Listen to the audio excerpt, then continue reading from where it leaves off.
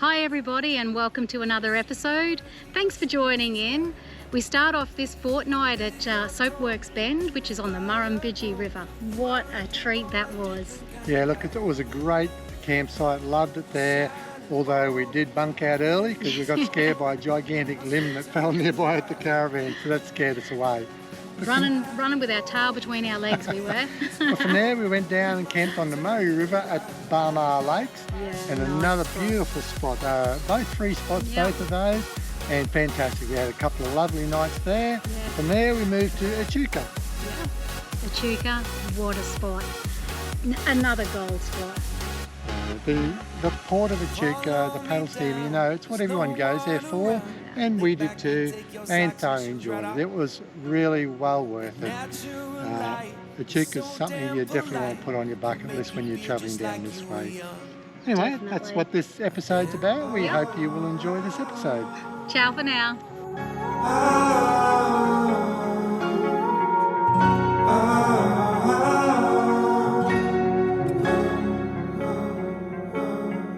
Standing underneath the rows of trees, I can see where the ocean meets the sky.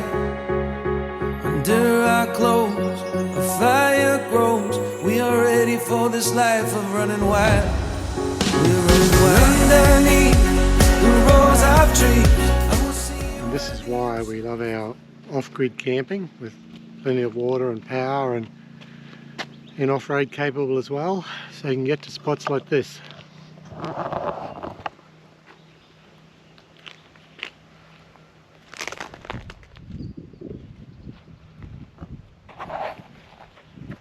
We've only just arrived and just starting to set up. We're at a place called Soapworks Bend on the Murrumbidgee River, just outside the town of Hay. Only probably 2k, it's not that far out from Hay at all. Hello. Yes, we're eating again. This is breakfast and lunch, and it's, what time is it now? 2:30? No, about 1, isn't it? No, I think it's about 2:30. So yes, it's bacon and egg rolls today. Yesterday was the steak and salad, so we're having salad again, of course, but it's bacon and egg roll with salad. While we enjoy this view, which you can't quite see with the awning down, but I'll show you outside shortly. It's pretty spectacular. Typical bush camp by the river. Yeah, which is wonderful. what we love. So that's us for the next day or two. It is for the next couple of days. Yep. Yeah. You know, it's surprising that park on the other side of the river, The first campsite we went to. camp, Yeah. it's dry and dusty and not much to look at. No, and you're also restricted. You couldn't park on the Yeah, you couldn't park on the river. 100 metres from the river. And yet, a few kilometres down the road, here's this gorgeous oasis with greenery. We've even got a little bit of green grass to park our chairs on. Yeah, and we'll have a it's fire beautiful. going this afternoon or this evening. I did, however, make a rookie error. We arrived here and pulled up, all excited and set up, and then realised we've only got about 60 litres of water in the water tank. We forgot to fill up on the way in. When you say we, you mean you. I did mention yesterday that the tanks were low, and did you not say, no, we've got loads? There may have been a conversation similar to that took place. The 60 litres, we're only going to be here for 2 nights, so that will do us. And if we decide that we like it so much that we're going to have to stay a 3rd night, well, we do. The zone does come with a water transfer pump, and I've got an empty 20 litre water canister there, or jerry can, so we'll go into town, fill her up and pump it into the water tank. We're just sitting here having a game of 5 crowns, and Deb was actually winning, so I had to do something to pull the game up. Absolutely. Happens every time. We're just sitting here and there was this loud couple of cracks, and my first thought was, someone's hunting here. And then the smash. And about 50 metres through the bush, a gigantic gum limb has come down and hit the ground. At the base. And it's just, Fell from the base. snapped off right at the base of a huge limb. It's as thick as your body type of thing, Yeah. and came crashing down. So let's put the heebie-jeebies up us now. Like the area we parked, it's a beautiful location, and there are only small gum trees around it, so I wasn't particularly worried about them. There's only one gum tree, which is on the river's edge, which I'll just show you a bit of footage of. And I sort of thought, well, we're not underneath it, we're out a little bit from it, so I'm not worried, but seeing the way that branch has fallen, like away from the tree and then onto the ground, well, those couple of big branches up there, if they did the same, they'd reach us. You literally felt the ground shake as it landed on the ground. It's a big branch. It was such an enormous thump and crash. Yeah. So we are definitely going to have to move. So I think we're going to move. Yes. Probably head into the RSL park for the night. Free parking at the RSL. Have ourselves a meal there. And we'll move on to Echuca a bit earlier than planned. Okay, sounds like a good idea. Yeah, so much for this great spot. Oh, and I didn't get to show you any drone footage like I said I would, because restricted area. We're within 5k. Restrictions. We're within 5k of the Hay airport, so I can't put the drone up either. Anyway, moving on. Well, we left our campsite at Soapworks Bend yesterday after that large limb came crashing to the ground and gave us the heebie-jeebies. We decided to leave, and we've come down here across the border to Victoria. And here we are, parked in amongst the trees. Parked in amongst a million gum trees. Anyway, we've sort of picked the best spot we could find that we're not directly under gums, and if one of those big tall ones happens to fall our way, well, our number's obviously up. Yeah. You'd have to be pretty unlucky though. Yeah, you'd be unlucky. Yeah, that's exactly right. Look, we're staying at Barmah Lakes, which is a beautiful little spot on the Murray River. We've just been down and dipped our toes in the Murray, and it's actually not too bad. It's a little on the cool side, but not cold. Yeah, it's just pleasant. And it's a warm day, so I think we'll go for a swim. I was just admiring the beautiful gum trees around this place. The grandeur and the shape and the colours are just absolutely magnificent. I wish I could paint, I really do. But this one here in particular reminds me of the old paint by numbers. Do you remember then when you were a kid? You know, you'd paint this beautiful picture, but it was by following numbers. So yeah, you've just got to see this to believe it. That would be the limit of my talent. Well, it's the limit of my talent as well. But it just is so beautiful and serene and picturesque that all you want to do is just get out a paintbrush and paint it. They're not only, as you say, majestic to look at, but they're massive. Some of those gums. They're huge. Just looking at them behind the camera lens are just massive. So as part of our drive down here, we did stop and look at a little bit of silo art and some sculptures along the way, although I forgot to take photos of some of the sculptures. But in a sort of a sculpture trail called the Long Paddock, which we didn't realise about until after we got here, unfortunately. Yeah. But it was basically Long Paddock was celebrating the timber industry and the Cobb & Co coaches that ran the path, particularly between Echuca and Burke, I think it was. Well, the history of the Cobb & Co coaches is actually very, very interesting if you look into it. And it is fascinating. Yeah, it is. And just the history of its beginnings, in the 1850s, I think. And, you know, they had about 6,000 odd horses, Cobb & Co. Well, I was reading that when we were at the Burke Museum or Information Centre. I think it was about 10,000 horses, but they would harness, at one point at their peak, they would harness up to 6,000 horses a day. Like, that's a lot. And it was probably I think they said, the largest coach network in the world at that time. Well, we're also reading that they would cover about 80 kilometres a day, and they'd do that, which is a lot for coaches in rough dirt roads, going through creek crossings and up hillsides and things. They reckon they did that by... The passengers would get motion sick. Yeah, and they did that by changing horses every couple of hours at change stations along the way. And some of those change stations later become bush pubs and things like that, like the Hebel pub, which we visited in the last episode. Yeah. And a lot of those old outback bush pubs came about from being Cobb & Co change stations. Yeah. We've been really enjoying our time here at the Barmah Lakes campsite. It's a very relaxing place to come and stay. Beautiful location. Just nice and peaceful. There's not a lot of campers here. There's one caravan just behind us there, about 50 metres or so, and a few others at various other locations which you can barely see through the trees. We've been in for a swim today. It's beautiful down there in the Murray River. It's a little bit on the muddy side getting in. It's not a sandy area where we are here. Sort of more silty than muddy, I guess. The area is very shallow, just looking at it through the drone, which I'll show you shortly. The area they call the lakes is very shallow, and apparently the boats are having a bit of trouble getting up into there. It's that shallow.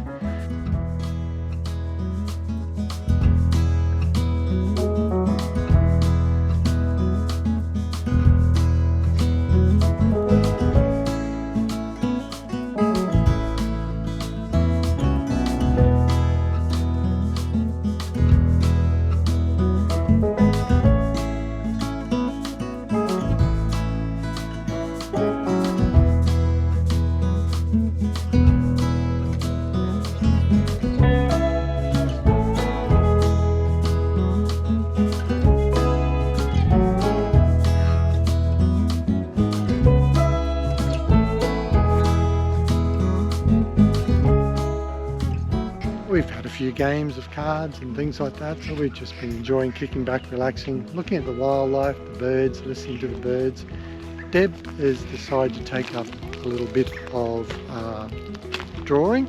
So my mum used to be an artist in watercolours and also colour pencils in her later life. She got into the colour pencils and left all that for Deb, who's never had really an artistic bone in her body as far as painting or drawing goes.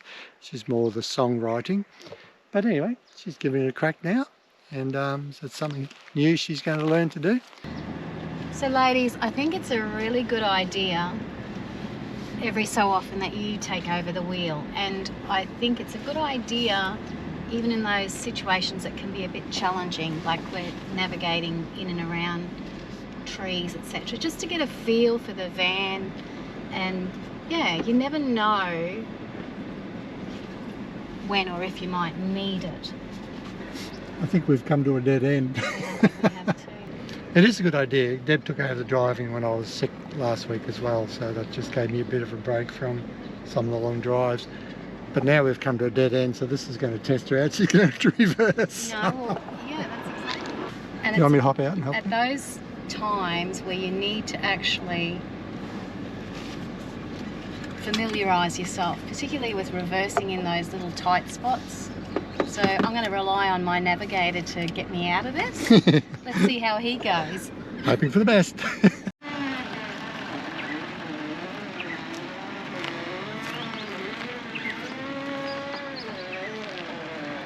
Straighten up, babe, and then keep coming back.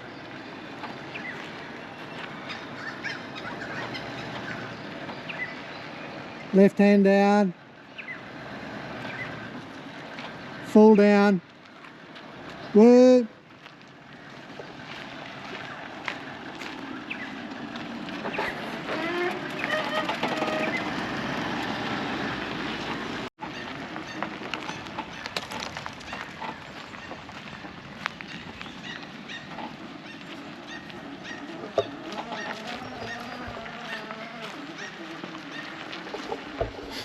Well, she got into quite a tight turn there, but it actually worked out perfectly well because she was able to fit out between the way she was then pointing.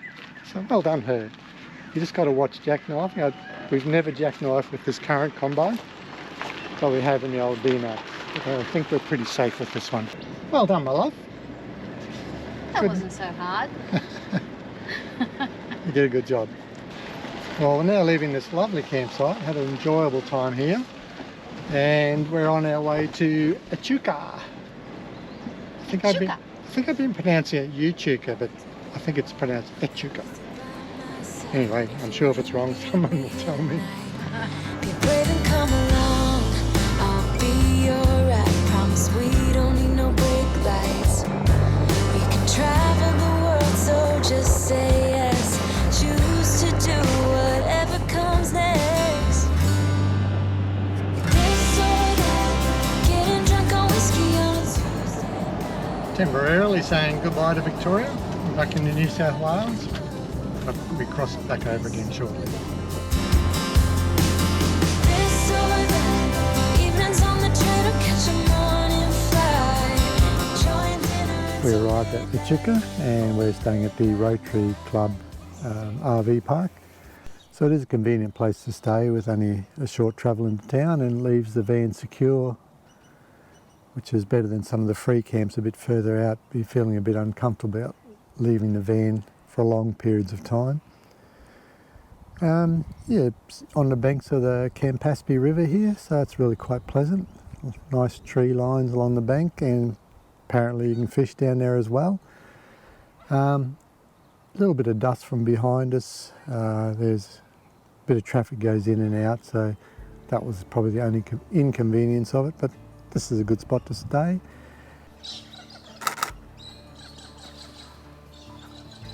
And there's some birds here as well, so that makes it even better.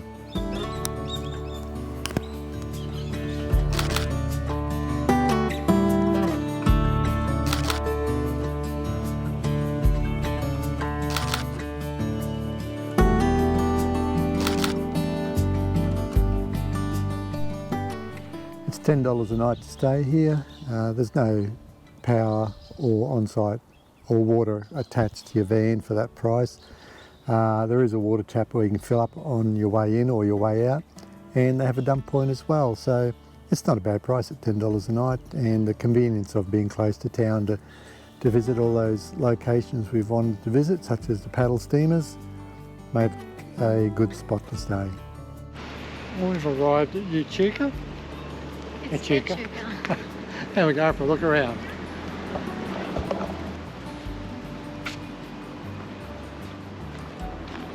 We've just been to the information centre. The lady there was very helpful. We're loaded up with brochures and things. But right next door is a fudge and ice cream place. So, guess what? We're going in. It's the exact same as Peppermint it is? We're taste testing. Okay, that's it for the fudge, thanks. And we'll just get some ice cream. Chocolate peppermint is the winner. Can I try the spearmint? Now we've got to decide on the ice cream.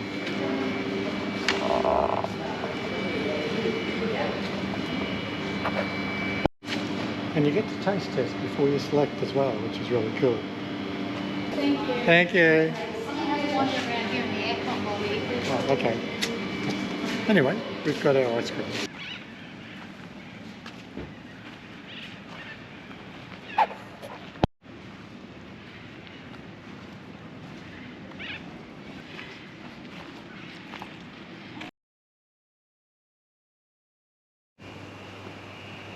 If you're in Echuca, you have to check out the Great Aussie Beer Shed. So we've got Neil who's given us, we've got a personal tour. That's how special we're feeling That is today. awesome. Thanks, Neil. And a nice Okay, thank you. Well, icy cold beer as well. yeah, well, that's the deal. Everyone gets a beer when they come to the beer shed. So the entire complex is my own personal collection. 49 years of collecting. We opened this museum 21 years ago, and that was the main shed there, which is 5,000 square feet. This room we built 12 years ago when I'm retired, so I'm just semi-retired now. It's an absolute treasure trove of Aussie beer history and culture. As you wander through the museum, you'll encounter an incredible variety of iconic Aussie products, vintage brand names, and fascinating machinery, from classic petrol Bowsers and washing machines to a jaw-dropping Coca-Cola collection, quirky kitchen and laundry items, and even a partially restored World War I cannon. Yep. The mastermind behind this remarkable collection, Neil Thomas, has spent over 45 years hunting down these unique treasures. He'll be there to guide you through the shed, sharing his passion and entertaining stories about the fascinating history behind some of these amazing pieces.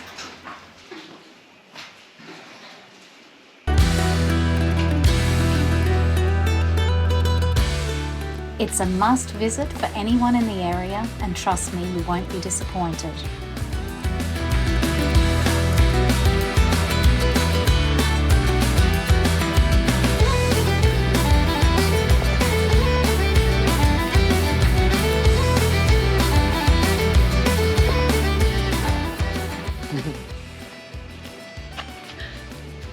An original caravan. Not got the same technology as a Zone perhaps, but there you go. Creature comforts. Got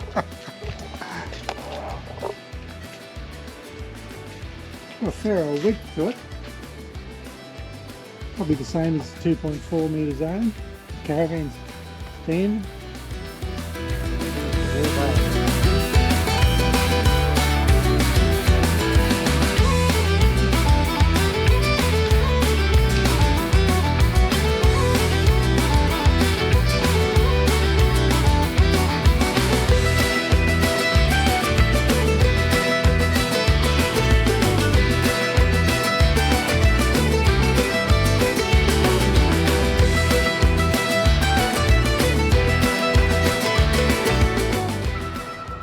Showing the age, but I remember the old Coca-Cola yo-yos from the kid when I was a kid.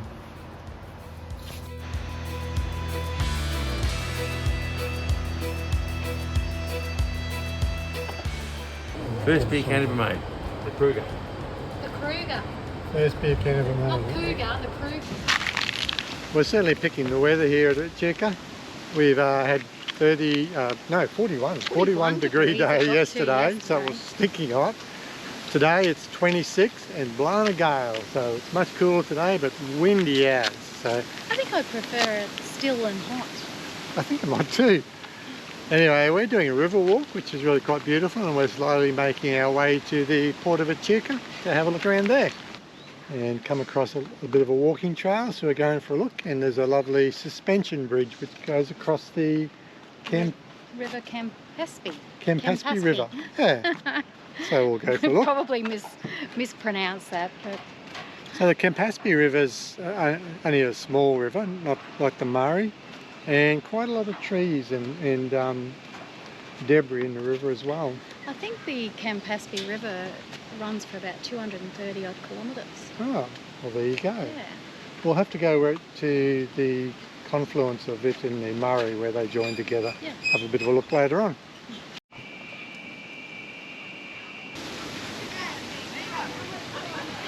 So we had a quick look at the Port of Echuca yesterday and the place was deserted. Nobody. But today we've decided to have a good proper look around and it's humming, there's people everywhere. Did you know that back in the day, the Port of Echuca was the third largest port in all of Australia? It was right up there with Sydney and Melbourne, and it played a huge role in the country's economy.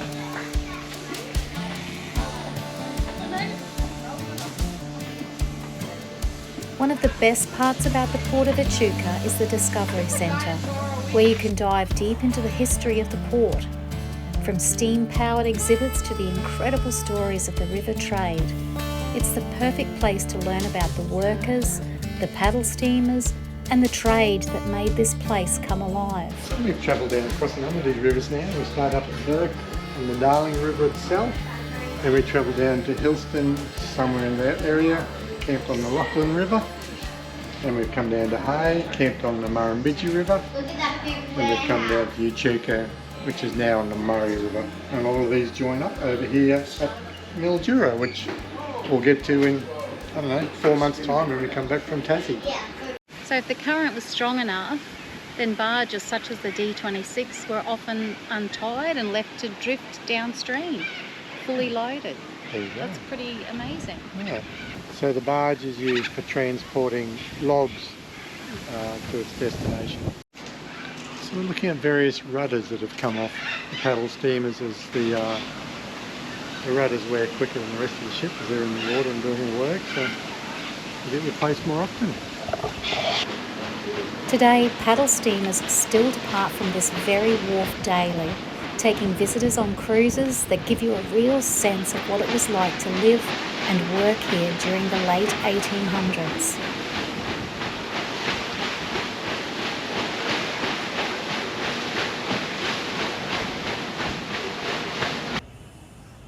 The wharf here originally stretched an impressive 332 metres back in the 1880s.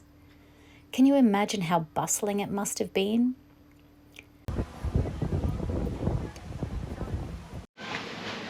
think we'll get that tomorrow. Interesting. I even saturated chaff in the fore and aft holes.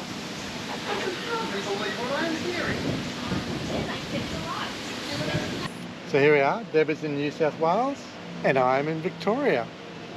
Boo! So I didn't know that. I just always assumed the Murray itself was the borderline. Same. But as it states in the sign here, it's the high water mark on the Victorian side is the border, hence that there. The Murray is completely in New South Wales to make it easier to have control over who looks after it, etc. And that's what they decided. So There you go. hence, you're in New South You Wales. learn something new every day. Yep, that was new for me. Whether you're a history buff, a lover of unique Australian landmarks, or just looking for a fun way to spend the day, the Port of Echuca is must-see. It's like stepping into a living history book, and we've had an absolute blast exploring it.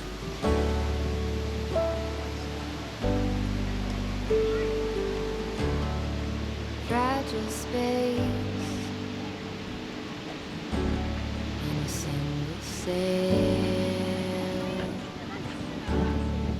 White rocky island, you and I on the trail.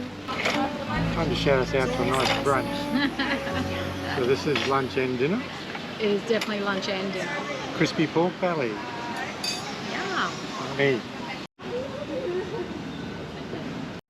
Mmm.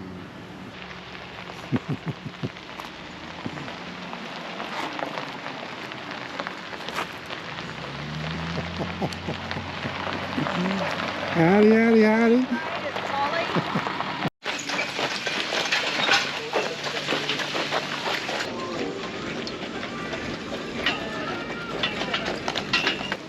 So we've got our tickets and now we're waiting to board the Pavenzi. You got the hook.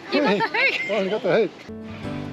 No need to behave in the harbor of healing. Sit down on one of the stools out there.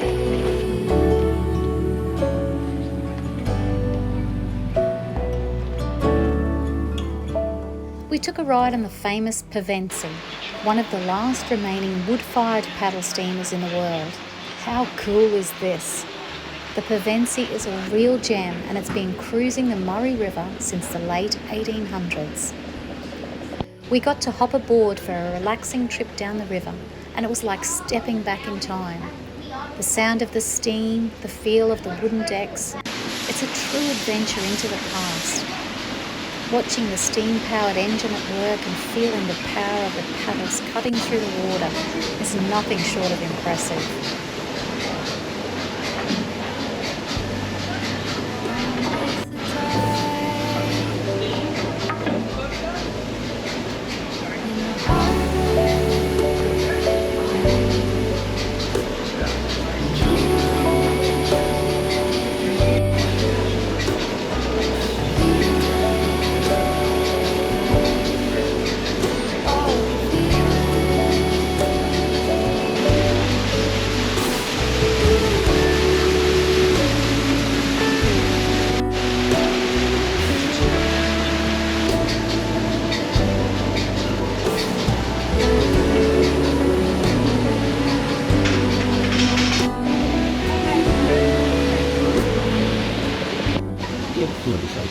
Not sure if we'll pick up the voice on this, but they've boarded the Pavenzi, and it is truly fascinating watching it all operating. The old steam engine going, the engineer has been here, oiling up the oil cans, Really fascinating stuff. It's a nice layout. You've got these hay bales at the front to sit on, or cotton bales, whatever they are. Tables and chairs at the back.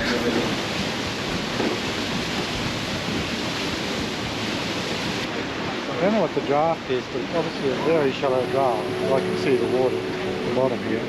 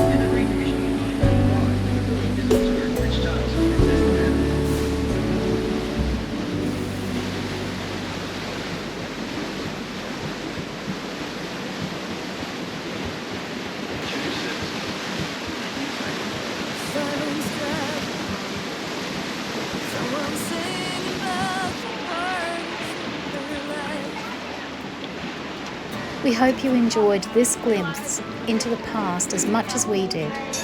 If you're planning a visit to the area, make sure to check out the Port of Echuca. It's a piece of history you won't want to miss. Well, that brings this episode to an end. We've left Echuca this morning and continue our way south onto Geelong, catch the Spirit of Tasmania, and we've had a really great week. We've thoroughly enjoyed our stay at Echuca, particularly the river cruise on the PC Pevensey, which was really awesome. It's a top little spot, and the Rotary Park that we're parked up at was a great little stopover for 3 nights. I think we were there, weren't we? Yeah. Anyway, I hope you enjoy this episode, and thanks for watching our channel. See you next fortnight. Ciao. You know, there's so much information that you can read about different places. Probably would have been better if we'd actually done that before we started talking. Yeah, on probably. the land. Yeah. Maybe we should start that one again. Yeah, okay.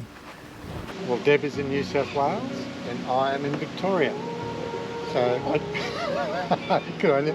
I didn't realise that. I thought the Murray River. Come again. All right. Car. You turned toward me and looked so weak. I've never seen you with such tired eyes. And everything we said we'd be, we just traded for a suit coat and a tie.